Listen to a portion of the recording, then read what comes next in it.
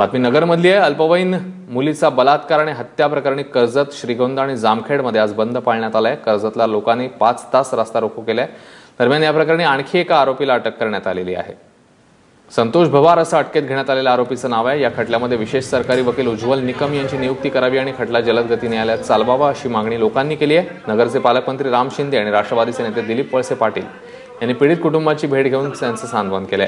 13 तारखेला संध्याकाळी 7 वाजता कर्जतमध्ये अल्पवयीन मुलीवर बलात्कार करून तिची हत्या करण्यात आली होती। ही घटना घडून आज जवळजवळ 3-4 दिवस झाले, तरी सुद्धा त्या कुटुंबातील व्यक्तींनी जे काही गुन्हेगार आहेत, जे काही आरोपी आहेत, त्या आरोपीच्या संदर्भात या ठिकाणी पोलीस प्रशासनाला त्यांनी त्यांची नावं कळवली।